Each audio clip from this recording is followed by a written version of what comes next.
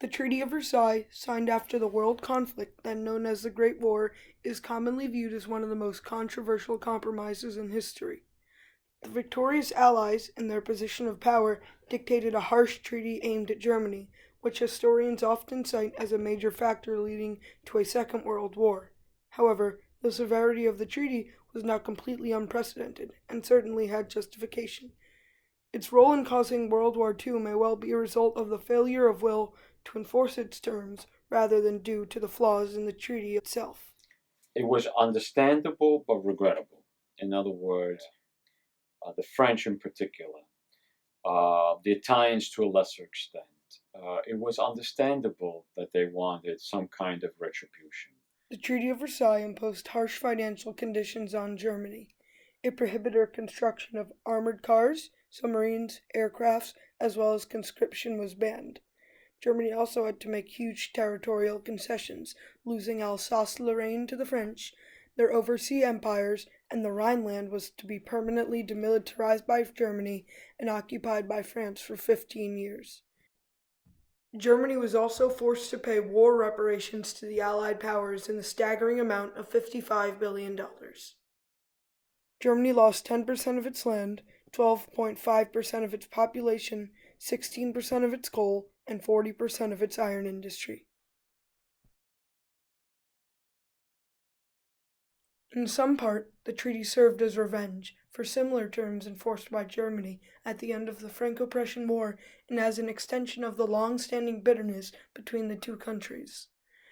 Although their hatred dates back to the Napoleonic Wars, more recently, the countries fought in the Franco-Prussian War. Otto von Bismarck, the Prussian Chancellor in 1870, provoked the war as part of his plan to create a unified German empire. The war lasted less than a year, and Prussia was victorious. Not only did this hurt France in its efforts to stop the shift of power, but the Treaty of Frankfurt, put in place by the newly unified Germany, damaged France catastrophically. France was forced to forfeit Alsace and Lorraine, two prosperous regions along the German border with impressive iron and coal industries. Another significant punishment was that the French were forced to pay an indemnity of 5 billion francs, which was equivalent to $1 billion US. The treaty also had recent precedent. In January of 1918, late into World War I, Russia and its decimated army surrendered and signed a treaty with Germany.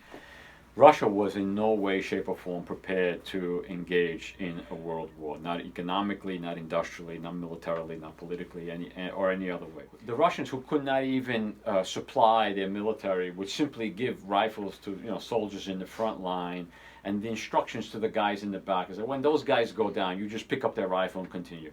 But this is no way to conduct a modern war. The Treaty of Brest-Litovsk was similarly severe compared to the Treaty of Frankfurt. In the end, Russia forfeited almost half of its European territory, 80% of its coal mines, and staggering amounts of its other industries, as well as owed 6 billion marks in reparations. The punitive aspects of the treaty are also justified by the manner by which Germany prosecuted World War I. Their grievous maneuvers started with the air raids on Paris and the French countryside, as well as London, by Zeppelin or plane, which supplied little military value.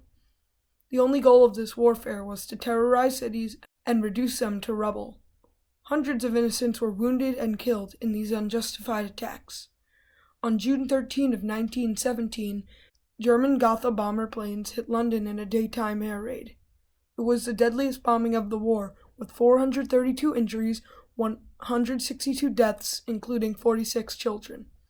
These air raids contributed to the idea of total war, defined as unrestricted in terms of weapons used, the territory or combatants involved, or the objectives pursued, especially one in which the laws of war are disregarded. By the war's ending, France was left in the midst of 1 million destroyed buildings and 6,000 demolished bridges.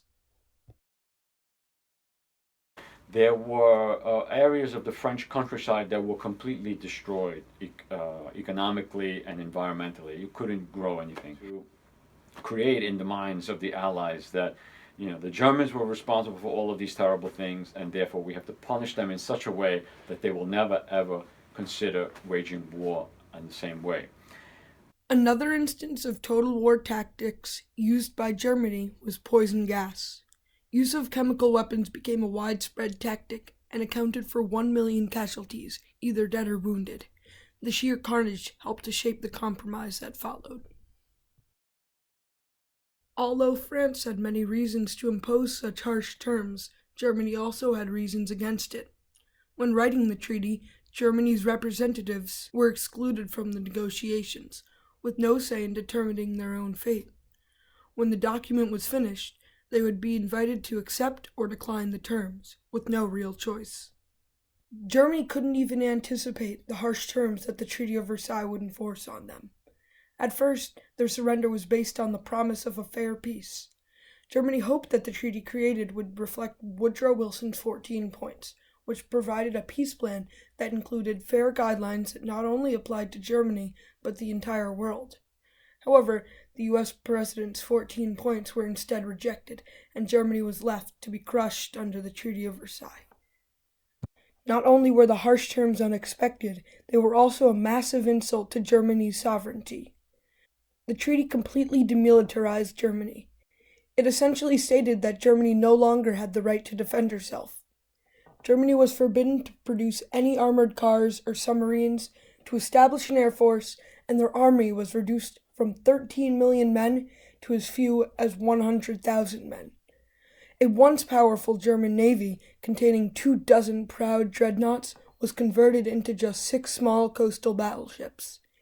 In a highly populous country, such small defenses were completely inadequate. Also, along Germany's western border, a large portion of land, known as the Rhineland, was to be permanently demilitarized and occupied by France for 15 years. Along with the overwhelming militaristic sanctions, Germany also had to deal with massive economic issues caused by war debt and reparations. Germany could not afford to make these payments, and as a result, the German government increased the production of currency by tenfold. This caused hyperinflation. The value of German marks rapidly decreased. Before the war, 4 marks equaled $1 US. Yet by 1921, 64 marks bought $1. At the beginning of 1923, 800 marks equaled just $1. But by the end, 4.2 trillion marks was reduced to just $1. Another one of the most demoralizing and unprecedented aspects of the Treaty of Versailles was the war guilt clause. It forced the Germans to take responsibility for starting the war and for all losses and damage to the Allied powers, justifying the massive reparations. However, several other factors are certainly to blame. The overwhelming majority of Germans thought that this was completely unfair, that there's enough blame to go around, so that's why they felt, obviously, that the war guilt clause and the war reparations clause were entirely unjust. The event that provoked the conflict was the assassination of the heir to the Austro-Hungarian Empire. Archduke Franz Ferdinand and his wife were killed by the journalist Gavrilo Princip as part of a Serbian terrorist group labeled the Black Hand, who wanted Austria-Hungary to end its rule over Bosnia and Herzegovina. Following the assassination, Austria-Hungary, allied with Germany, would declare war on Serbia, who was allied with Russia. Germany declared war on France because it expected France to ally with Russia. Great Britain joined the war because Germany violated Belgian neutrality that had been guaranteed by the Treaty of London. Although Germany greatly contributed to the conflict, it was surely not the only actor. For this reason, the war guilt clause, from Germany's perspective, was completely unreasonable. The question remains, even if the treaty was too harsh, was the Second World War inevitable? Probably not. In 1933, Hitler repudiated the treaty for being too harsh. In 1935, Germany began to rearm. In 1937, Hitler rearmed the Rhine. At any point, had the Allies chosen to interfere, World War II may not have been its sequel. So, if the harshest aspects of the treaty were strictly enforced, it may have kept Germany weak. Thus, its failure to avoid a Second World War can be attributed to the Allies' inability to enforce, than the terms in itself.